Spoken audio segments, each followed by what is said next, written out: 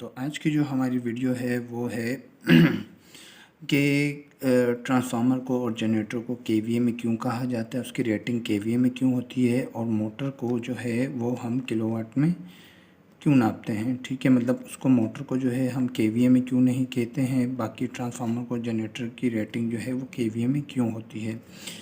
ठीक है, तो इसका जो सिंपल आंसर है वो ये है कि जिस चीज़ का या जो भी डिवाइस है, अगर उसका आउटपुट जो है अगर वो इलेक्ट्रिकल हो तो उसको जो है हम केवीए में शामिल करते हैं, और जिसका आउटपुट जो है वो मैकेनिकल हो या मतलब कि हीट एनर्जी से ताल्लुक़ रखता हो, या इसके अलावा जो है वो लाइटिंग एनर्जी से ताल्लुक़ रखता हो, मतलब लाइटिंग मतलब बल्ब लैंप वगैरह या जो भी चीज़ होगी, और हीटिंग में जो है आपके हीटर वगैरह या ऐसी कोई भी चीज़ आ जाती है, तो ये जो होते हैं ये हम किलोवाट में शामिल करते हैं जिसके। ठीक है, अब बात करें केवीए की, तो केवीए में जो है ट्रांसफार्मर को क्यों शामिल किया जाता है, वो इसलिए क्योंकि अगर मैं सिंपल मकसद बताऊं, जैसे कि हमारा ट्रांसफार्मर होता है, इसकी इनपुट भी इलेक्ट्रिकल होती है, उसकी आउटपुट भी इलेक्ट्रिकल होती है। ठीक है, तो हमारी जो यूजेज है वो हमारी जो है वो आउटपुट इसकी इलेक्ट्रिकल जो है हम यूज़ करते हैं। ठीक है, अब बिल्कुल इसी तरीके से आउटपुट इलेक्ट्रिकल में अगर देखा जाए तो हमारा जनरेटर भी है, लेकिन इसकी जो इनपुट है वो हमारे पास मैकेनिकल है, लेकिन आउटपुट जो है वो इसकी हमारे पास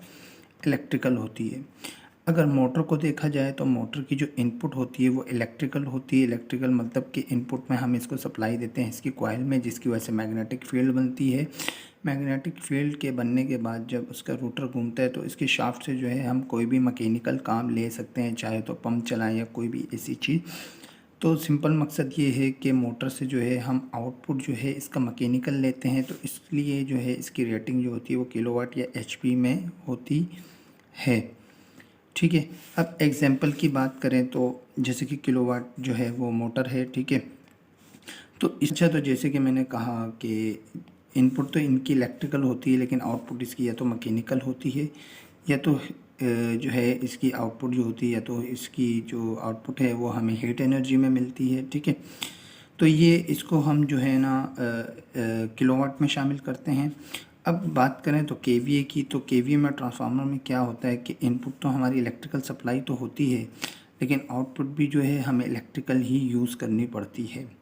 ठीक है, लेकिन जो जनरेटर होता है, जनरेटर में क्या होता है कि इनपुट जो होती है वो हमारी मैकेनिकल होती है, और आउटपुट हम इसका इलेक्ट्रिकल यूज़ करते हैं। अब मज़ीद मैं आपको ये कंफर्म करवा देता हूँ कि केवीए में ही क्यों यूज़ करते हैं। आप तो ये इनपुट और आउटपुट तो इसका समझ गए होंगे, तो मज़ीद मैं आपको और क्लियर कर देता हूँ इसके बारे में। अच्छा, तो जैसे कि मैंने केवीए की बात की, तो केवीए में क्या होता है कि जब हम इसका आउटपुट जब इलेक्ट्रिकल लेते हैं तो यहाँ पे हमारे पास 3 टाइप का लोड यूज़ होता है। ठीक है, एक लोड तो ये यूज़ होता है जो कि हम जिसको इंडक्टिव लोड कहते हैं, दूसरा हमारे पास रेजिस्टिव लोड होता है, और तीसरा जो होता है वो हमारे पास कैपेसिटिव लोड होता है।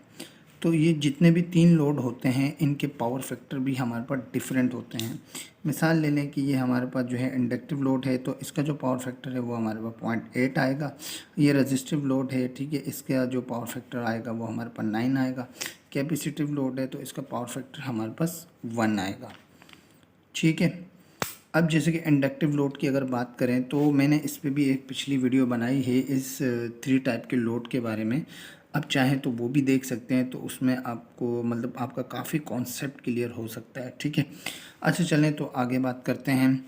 तो एग्जांपल अगर लोड की बात करें तो इंडक्टिव लोड में हमारे पास मोटर होती हैं और कॉइलें होती हैं। ठीक है, जब ये 2 चीज़ें हम यूज़ करते हैं तो इससे हमारा पावर फैक्टर जो है लो की तरफ जाता है, क्योंकि जब हम कॉइल को सप्लाई देते हैं तो इससे जो है हमारी मैग्नेटिक फील्ड बनती है, जिसकी वजह से हमारा वोल्टेज और करंट जो होता है वो डिस्टर्ब होता है। ठीक है, जिसकी वजह से हमारा पावर फैक्टर लो होता है। अब रजिस्टिव लोड की अगर बात करें तो रजिस्टिव लोड में हमारे पास आयरन हीटर और लैंप वगैरह यूज़ होते हैं, तो इसमें हमारा पावर फैक्टर जो होता है वो बिल्कुल नॉर्मल होता है। ठीक है, क्योंकि ये जो फर्स्ट वाला है इसमें हमारा पावर फैक्टर जो है वो लैगिंग करता है। ठीक है, और सेकंड वाला जो है इसमें जो है हमारा पावर फैक्टर, अच्छा, तो जैसे कि मैंने कहा कि इसमें हमारा पावर फैक्टर जो है वो यूनिटी चलता है, और कैपेसिटिव लोड में जो है हमारा जो पावर फैक्टर होता है वो लीडिंग करता है।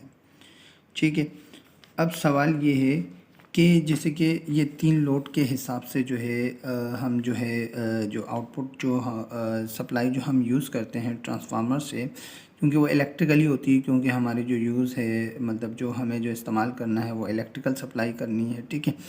तो क्या होता है कि ट्रांसफार्मर जो बनाने वाला होता है, ठीक है, जो मैन्युफैक्चरिंग जो होती है, तो उसको ये नहीं पता होता है कि इसके आउटपुट लोड पे मतलब कौन से टाइप का पावर फैक्टर यूज़ होगा।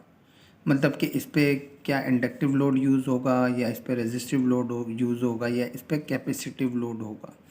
ये 3 टाइप के लोड यूज़ होते हैं, ठीक है। जब ये 3 टाइप के लोड यूज़ होते हैं तो इसलिए जो है हम इसको किलोवाट में नहीं बल्कि केवीए में लेते हैं, क्योंकि यहाँ पे हमारे नॉर्मल घरों में भी ये चीज़ें यूज़ होती हैं, हमारे इंडस्ट्री में भी यूज़ होती हैं, ठीक है। तो हमारे अगर घर के जनरेटर भी देखे जाएँ तो वो भी हम केवीए की रेटिंग पे ही लेते हैं। तो सिंपल मकसद यही है, इसका जो आंसर है वो बिल्कुल सिंपल है कि जिसका आउटपुट हम इलेक्ट्रिकल यूज़ करते हैं उसको हम केवीए में, इसकी जो रेटिंग होती है वो केवीए में होती है। और जिसका आउटपुट इनपुट मतलब उसका इलेक्ट्रिकल हो लेकिन आउटपुट उसका अगर मैकेनिकल है तो उसको हम किलोवाट में ही शामिल करते हैं। तो अगर अब हम मोटर की बात करें तो मोटर का सिंपल यही होता है कि इसके आउटपुट में तो हमने इसकी शाफ्ट के साथ कोई मैकेनिकल लोड ही कनेक्ट करना है। लेकिन क्या है कि ट्रांसफार्मर में और जनरेटर में ये होता है कि इसके आउटपुट में हमें किस किस्म का लोड कनेक्ट करना है। मिसाल के तौर पर कि हमें इसके आउटपुट में मोटर चलानी है, या इसके आउटपुट में जो है हमें आयरन या हीटर्स वगैरह चलाने हैं, या इसके आउटपुट पे जो है हमें कोई कैपेसिटिव लोड वगैरह चलाना है। तो ये 3 किस्म का जो लोड होता है वो इसलिए जो है इस लोड की वजह से जो है हम इसको केवीए, इसकी जो रेटिंग होती है वो हम केवीए में ही लेते हैं। ये इसका है सिंपल आंसर। अब अगर फार्मूले की बात करें तो फार्मूले में क्या होता है कि केवीए है, ठीक है। अगर आपको इससे किलोवाट निकालना है, ठीक है, तो क्या है कि केवीए मिसाल के तौर पर हमारे पास है 250, ठीक है, मल्टीप्लाई बाय पावर फैक्टर है हमारे पास 0.8, ठीक है। तो जब हम इसको मिलाएंगे और इसको जमा करेंगे तो ये हमारा 200 किलोवाट का लोड निकलेगा। मतलब कि हमारा जो 250 केवीए की जो भी पीएमटी वगैरह है कोई भी चीज़ है तो इसका किलोवाट जो है वो हमारे पास 200 बनेगा, ठीक है। अब मिसाल है कि हमें किलोवाट से केवीए निकालना है, तो इसके लिए क्या है कि 200 किलोवाट का हमारे पास पीएमटी है या कोई भी चीज़ है, ठीक है। अच्छा, तो इसको क्या करेंगे कि इसको हम डिवाइड करेंगे पावर फैक्टर के साथ। तो पावर फैक्टर है हमारे पास 0.8। तो जब इसको हम करेंगे तो हमारे पास आंसर यही 250 ही आएगा, ठीक है, 250 केवीए, ठीक है। अब उसके बाद जो है अगर हम किलोवाट और केवीए को आपस में डिवाइड करें, ठीक है, तो केवीए कितना है हमारे पास 250, ठीक है। तो इसका जो हम लोग आंसर निकालेंगे तो ये 0.8 आएगा, जिसको पीएफ मतलब पावर फैक्टर कहते हैं। तो आज की जो वीडियो थी वो हमारी यहीं तक की थी। तो मिलते हैं नेक्स्ट वीडियो में। अल्लाह हाफिज़।